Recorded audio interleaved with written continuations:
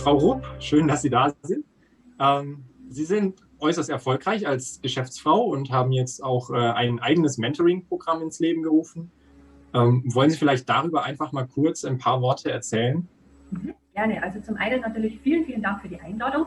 Das hat mir sehr geschmeichelt, Herr Bausch. Dankeschön. Und ja, zu meinem Projekt Seelenanker Mentoring einfach. Mentoring ist ja Seelenarbeit und deswegen kam auch irgendwie der Begriff Seelenanker Mentoring, ja, der hat mich gefunden und vor ein paar Jahren hat das die liebe Edith Steller so schön ausgedrückt, die ist ja eine ganz liebe Freundin von mir, die hat gesagt, ich heile mit dem gesprochenen Wort. Und genauso ist es tatsächlich auch, was ich da in meiner Praxis tue. Also perfekte Voraussetzungen eigentlich für Sie, so ein Mentoring-Programm zu gründen. Gab es irgendwelche anderen Beweggründe, die Sie jetzt dazu gebracht haben oder wo Sie sich vielleicht dazu berufen gefühlt haben, sowas zu machen? Also das ist ja mit Sicherheit nicht eine Arbeit für jedermann. Oder wie sind Sie dazu gekommen, zu dieser Thematik? Das ist immer meine Lieblingsfrage, weil ich habe sozusagen das Beste aus beiden Welten mitbekommen. Ja? Also ich bin in eine sehr, sehr irdische Familie geboren worden. Mein Papa war Berufskraftfahrer und meine Mama Friseurin. Ich habe Bankkauffrau gelernt, also ich glaube, einen irdischen Beruf gibt es fast nicht. Und wie ich so Teenie war, hat mein Vater seiner Berufung gefolgt und zwar hat sich der als Heilpraktiker ausbilden lassen, also komplett in eine andere Welt gegangen. Da ging es dann praktisch für mich in der zweiten, in der ganzheitlichen Welt los und deswegen bin ich auch da schon sehr früh mit dem Thema Weiterentwicklung, also in Kontakt gekommen und das hat mir immer schon was gegeben, das hat mir gefallen. Ich wollte nie stehen bleiben, ich wollte immer vorankommen, ich wollte immer ein bisschen mehr vom Leben haben. Und deswegen, mein Vater hat sich Zeit seines Lebens weiterentwickelt und weitergebildet, hat also mit seinen Patienten alles, was so zwischen Himmel und Erde, so, was so gibt, was man sieht und auch nicht sieht, zum Wohle seines Patienten genommen. Und ich mache es in meiner Praxis also ähnlich. Ich heile mit dem gesprochenen Wort, nehme aber alle Möglichkeiten, die es so gibt, eben dann auch zu Hilfe. Und ja, seit über 20 Jahren beschäftige ich mich einfach mit dem Thema persönliche Weiterentwicklung ganz, ganz konkret. Und ja, das war dann also der Initialzünder, dass dieses Baby ja irgendwann gerne geboren werden wollte. Und ja, wie mein Vater verstorben ist, da war das mir dann ein Bedürfnis, es jetzt endlich auf den Weg zu bringen. Und da war das halt einfach jetzt die richtige Zeit dazu. Ja, da haben Sie ja schon sehr lange bestimmt viele tiefgehende Erfahrungen sammeln können und Tipps mitnehmen können. Würden Sie sagen, das ist bestimmt auch mitunter Ihren Erfolg jetzt als Mentorin und Unternehmerin? Mit Sicherheit. Also ich würde sagen, es gibt fast nichts auf dieser Welt, was ich nicht schon mitgekriegt habe, was ich nicht vielleicht schon selber durcharbeiten habe dürfen. Also jetzt bin ich ja 47 und kann aber auf einen Erfahrungsreichtum zurückschauen, der es mir leicht macht, mitzufühlen, wo sich ein Mensch gerade befindet. Und dann natürlich auch, das ist ja ganz wichtig, diesen sprichwörtlichen roten Faden auch zu entwickeln, um zu schauen, wie kommt man denn aus der Situation eigentlich wieder raus? Wo will ich denn hin? Und dieser rote Faden ist in meiner Praxis immer ganz, ganz wichtig, weil der ist sprichwörtlich da, dass sich mein Klient auch tatsächlich während dieser Zusammenarbeit da richtig gut einhalten kann. Ja, ja, ich denke, das ist ein sehr entscheidender Faktor, wenn man Menschen begleitet, in welchen Lebensphasen auch immer, dass man einige Dinge schon mal selbst durchlebt hat und Erfahrungen sammeln durfte, sich da reinversetzen und reinfühlen kann in die Situation, wie man sie damals vielleicht selbst empfunden hat und dadurch dann auch schneller oder besser zu Lösungen kommt. Jetzt haben Sie mir im Vorfeld verraten, dass Eigenverantwortung eine sehr große Rolle in Ihrer Berufspraxis spielt. Kommt es vielleicht auch ein bisschen aus der Richtung, dass Sie sagen, Sie haben sich da durchgekämpft in der Vergangenheit und legen da Wert drauf, dass Menschen das selbst bewältigen können, solche Herausforderungen? Ja, das Thema Eigenverantwortung ist natürlich ganz, ganz groß. Also jetzt, das ist für mich ein zentrales Thema. Jetzt werde ich ein kleines bisschen ausholen, wenn Sie mir erlauben. Sehr gerne, ja. Ein Mensch kommt ja zu mir, wenn er merkt oder das Gefühl hat, mit den Instrumenten, die ihm zur Verfügung stehen, kommt er jetzt nicht weiter. Also er sieht irgendwo einen Tellerrand, sieht aber nicht drüber hinaus. Und da muss ich sagen, schon mal den ersten Glückwunsch an den Menschen, weil es gibt da draußen verdammt viele Menschen, die haben noch nicht einmal begriffen, dass es einen Tellerrand gibt. Also insofern sind diese Menschen ja bereit, hinzuschauen, was hat zu dem geführt, wo ich jetzt gerade bin und wie komme ich idealerweise voran. Und meine Gottesgabe ist ja, dass ich sehr, sehr schnell erkennen kann, wo es bei den Menschen wirklich hakt. Also der kommt mit irgendeinem Thema zu mir und das kann sein, dass es überhaupt nicht das Thema ist, sondern dass sich das sehr schnell rausstellt, dass es viele Schichten drunter liegt, also dass die Ursache ganz woanders ist. Und das macht meine Arbeit dann schlussendlich auch stark, weil ich ja da ansetzen kann, wo es bei dem Menschen wirklich nötig ist. Also das bedeutet, meine Arbeit ist ja schlussendlich die Barriere, die wo bei uns immer ausschließlich im Kopf zu finden ist, die zu bewältigen, dass er die überwinden kann.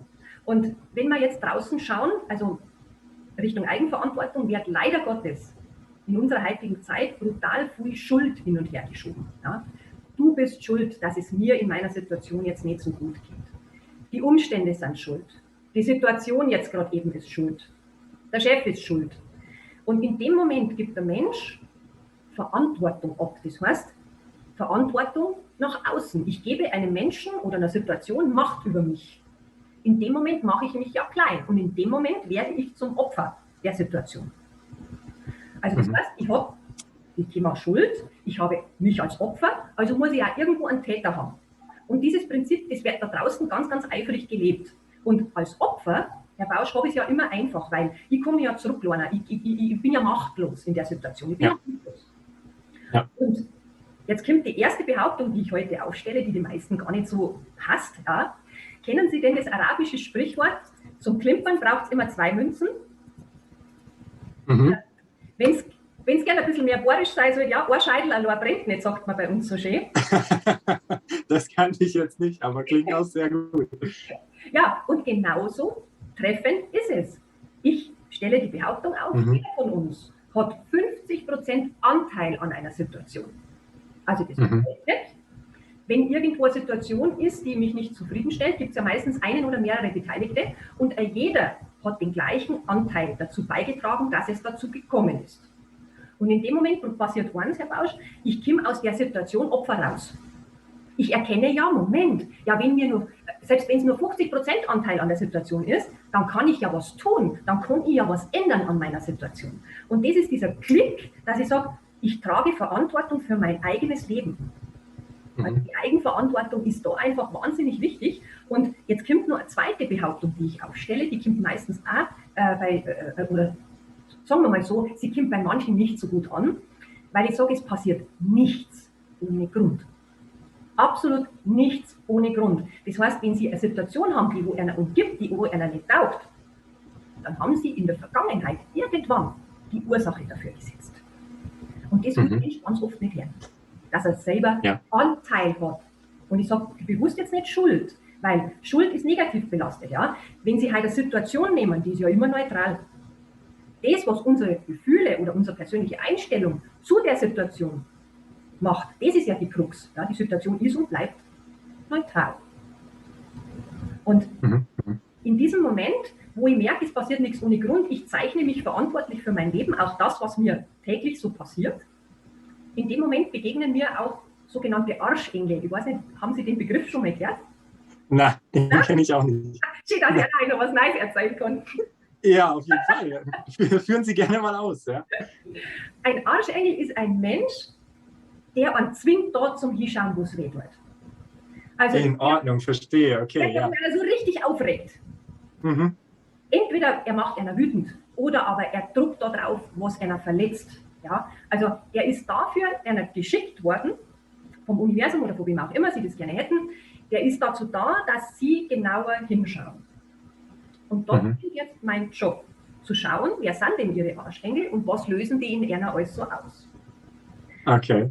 Damit reduziere ich das Stück für Stück auf den kleinsten Nenner. Also das bedeutet so, bis ich bei dem Schlüssel bin, was macht dieser Mensch genau mit einer? Welche Eigenschaft ist es, die Sie in dem Moment zur Weißglut treibt oder aber in Tränen ausbrechen lässt, was ist es? Und ich glaube, obwohl ich jetzt sehr weit ausgeholt habe, aber ich glaube, jetzt wird also ein Stück weit besser verständlich, warum denn die Eigenverantwortung, warum das Erkennen, dass ich verantwortlich bin für mein Leben, warum das so wichtig ist. Wenn Sie jetzt sagen, alles, was passiert, hat seinen Grund und die Auslöser dafür oder die Grundsteine dafür werden in der Vergangenheit meistens von einem selber gelegt, ja, dann ist das ja erstmal eine recht komplexe Vorstellung, da können vielleicht auch einige nichts damit anfangen. Ich erinnere mich aber, dass Sie da einen sehr eleganten Weg gefunden haben, das zu verdeutlichen. Und würde mich sehr freuen, wenn Sie da kurz was drüber erzählen könnten. Das mache ich natürlich sehr, sehr gerne. Also ich weiß, dass wir als Menschen sehr gut mit Bildern arbeiten können und idealerweise vielleicht auch noch mit haptischen Möglichkeiten. Eigenverantwortung bedeutet ja immer, Sie tun etwas. Also Sie treffen eine Entscheidung. Und genau, ja. Jetzt ist es so, jeder von uns hat schon mal Diät gemacht. Sie sind jung, sie schauen schlank aus, sie vielleicht noch nicht. Aber jeder von den Älteren hat vielleicht schon mal eine Diät gemacht und weiß, was ist denn bei der Diät mit den ersten Erfolgen? Wir fühlen sich in die Die werden sich schnell einstellen, die ersten Erfolge. Und was passiert im Laufe der weiteren Diät? Es dauert mit den nächsten Erfolgen sehr zart. Ja? Und um das am Menschen vielleicht vorweg besser selber klar werden zu lassen, habe ich mal die schöne Idee haben dürfen, mich mit dem Mikado zu beschäftigen. Kennen Sie das Mikado? Das alte Spiel? Ja, sehr gut, ja. Also für die, die es nicht kennen, einfach ganz kurz, Sie haben diese Stäbchen und Sie werfen die auf einer flachen Unterlage, Sie werfen die aus und dann kommen die irgendwie übereinander zu liegen. Und dann ist eine Aufgabe als Spieler ja, die Stabal so wegzunehmen, dass sich der Rest nicht bewegt. Und das geht eine Zeit lang gut. Also das sind diese ersten Erfolge, die wo Sie bei einer Änderung Ihres Lebens erzielen, die gehen leicht, die fühlen sich gut, oh, die geben eine Erfolgserlebnis. Aber irgendwann kommen Sie an den Punkt, wo Sie sagen, irgendwie geht es nicht so richtig weiter, woran liegt es? Und diese Stäbchen sagen einfach auf. In dem Moment stellen Sie als Spieler davor vor dem nächsten Zug und Sie wissen ganz genau, wenn Sie das nächste Stabal wegnehmen, dann geht das mal ruck durch dieses System. Und so ist es mit der nächsten Handlung auch. Sie wissen automatisch, okay, da muss ich jetzt überwinden, vielleicht ein Stück weit, ich brauche Mut.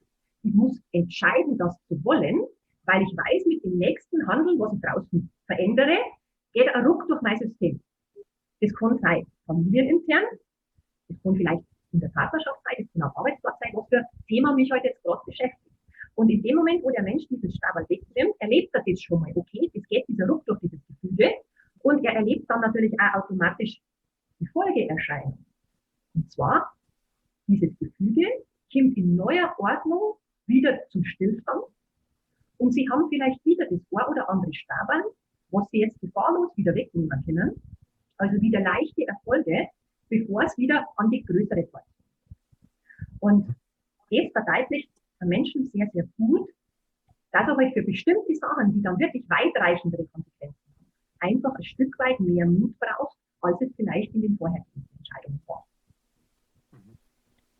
Ein sehr schönes und treffendes Beispiel, wie ich finde. Ja. Also das macht einem auch ein Stück weit Mut, solche Entscheidungen anzugehen und zu sagen, okay, das ist normal und gehört dazu, dass es schwieriger wird, dass sich andere Dinge mitbewegen, ja, dass man aus seiner Komfortzone herausgerissen wird teilweise, aber das gehört ja zu diesem Wachstumsprozess maßgeblich mit dazu. Ja. Wenn das nicht so wäre, merkt man irgendwie, vielleicht ist man noch nicht so weit gegangen, wie man vielleicht könnte. Also sehr, sehr schöne Verdeutlichung an der Stelle. Jetzt braucht es aber sehr viel Klarheit und ein hohes Maß an Selbstreflexion, um überhaupt diesen ersten Schritt gehen zu können, ja, wie Sie sagen, den Tellerrand zu erkennen und zu sagen, okay, hier und da möchte ich hin. Wo liegt denn Ihrer Meinung nach die Problematik in dieser Klarheitsfindung oder im Erkennen? Es ist relativ einfach. Und zwar, es ist sprichwörtlich mangelnder Mut, dahin zu schauen, dass es wirklich weh tut. Und die Folge natürlich auch mangelnder Selbstwert. Mangelnder Selbstwert, das ist ein großer Unterschied zum Selbstbewusstsein. Sie haben in der heutigen Zeit, in der Wirtschaft vor allen Dingen, haben Sie ganz oft viele Menschen vor sich, die sehr selbstbewusst rüberkommen und das auch durchaus sind. Aber wenn man dann zum Thema Selbstwert kommt, dann ist es oftmals ganz eine andere Geschichte.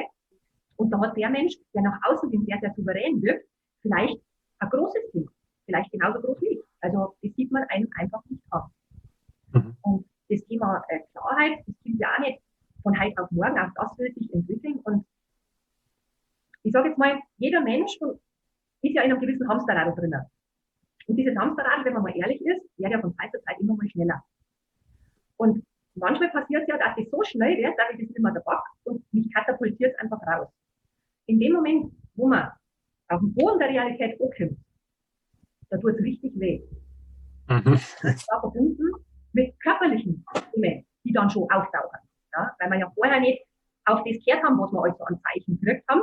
So, jetzt kriegen wir es mit dem Holzhammer. Und das ist einfach, wir Menschen sind so, ja? Dass wir halt am besten durch Schmerz lernen. Und jetzt wird einer rausgehauen aus diesem Hamsterradl und jetzt sind sie überhaupt erstmal bereit, hinzuschauen, wo ist denn mein Thema? Mit was sollte ich mich denn eigentlich beschäftigen?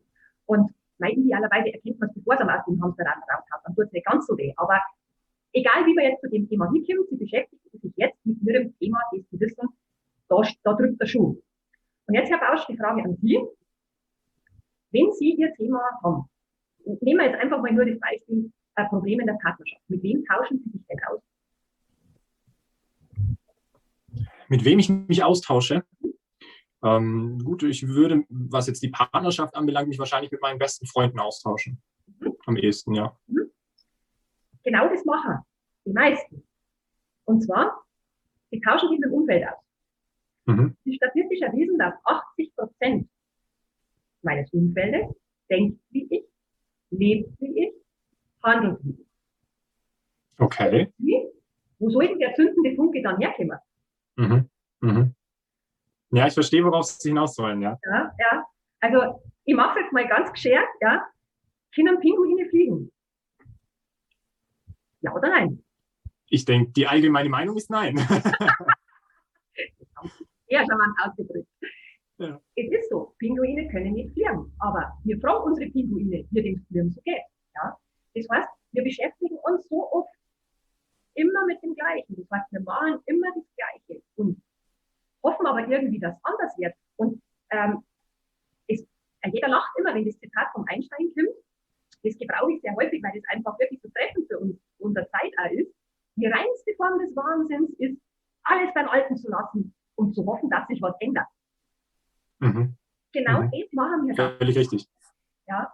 Also wir hoffen, dass sich was ändert. Ja? Sie machen das Gleiche, aber die hoffen, dass sich was ändert. Also sage ich jetzt ganz einfach plakativ, wenn Sie ein anderes Ergebnis als bisher haben wollen, ja, dann werden Sie irgendwas tun müssen, was Sie bisher noch nicht getan haben. Aber jetzt ist die Frage, wie kommen Sie zu einem neuen Impuls? Wenn es vielleicht nicht unbedingt aus dem Umfeld kommt. Richtig, ja. Also, Sie brauchen irgendwo Inspiration von außen. Und jetzt, Herr Bausch, jetzt kommt eine Lieblingsstelle von mir, weil ich sage, genau da scheiden sich jetzt die Geister in zwei Kategorien von Menschen. Die erste Kategorie, die sind die, die so reden, was sie alles tun und alles tun wollen. Die sind die wollen immer nur.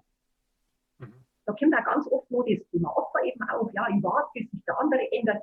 Ich brauche ja nicht vor, ich war jetzt erstmal entspannt zurück. Ja, und wenn Sie warten, dass sich der andere ändert, ja, dann können Sie auch gerne mal warten, bis Sie schwarz werden, das wird selten der Fall sein. Ja, also das sind so die gerne wollen würden. Und die zweite Kategorie, das sind die Menschen, die wo dann entscheiden, etwas zu tun. Und diese Kategorie, das sind die einzigen, mit denen ich gerne zusammenarbeite, weil ich sage, die wollen wirklich etwas bewegen. Die wollen vorangehen. Kann ich sehr gut verstehen, stimme ich Ihnen absolut zu. Können Sie das vielleicht in einen Tipp herunterbrechen für unsere Zuschauer, wie sie das schaffen, zu mehr Klarheit zu kommen oder wie sie aus diesem Hamsterrad, wie Sie sagen, aus diesem Umfeld ausbrechen können? Ja, da wiederhole ich mich jetzt gerne. Und zwar genau da hinschauen, wo es wirklich wehtut. Das bringt Klarheit. Und glauben Sie, das, was wir Menschen jetzt bisher so versucht haben, ja, das geht schon, das passt schon, das kriegen wir schon, dieses Halbseidene, ja, dieses Durchmogeln, schauen wir mal, das wird in der Zukunft nicht mehr funktionieren. Wir leben in einer Zeitqualität, wo Sie entweder etwas tun oder Sie tun etwas nicht. Und Sie werden immer die Konsequenzen tragen. Also dieses Durchmogeln geht nicht mehr und der Mensch lernt halt nur mal durch Schmerz. Ich wünsche eben, dass man nicht erst auf dem Hamsterrad raushauen muss, dass dann eben an die gesundheitlichen Beeinträchtigungen aufzuarbeiten sind, sondern dass man das vor oder andere vielleicht früher gespannt. Und jetzt sind wir aber, ich sage jetzt mal fast noch bei so einem gesellschaftlichen Thema. Weil wenn Sie heute darüber nachdenken, sich vielleicht irgendwo Unterstützung zu wollen, sich vielleicht helfen lassen zu wollen, dann ist das brutal negativ bei uns in die Köpfe verankert. Weil das impliziert ja irgendwo, mal, kannst du das nicht allein, ha? Ja, bist doof dazu, brauchst jemand anderen dazu. Und jetzt frage ich dich, ist das wirklich eine Schwäche, sich jemandem zur Seite zu stellen, der einem einfach aus einer neutralen Position hilft, etwas anders auf die eigenen Themen draufzuschauen?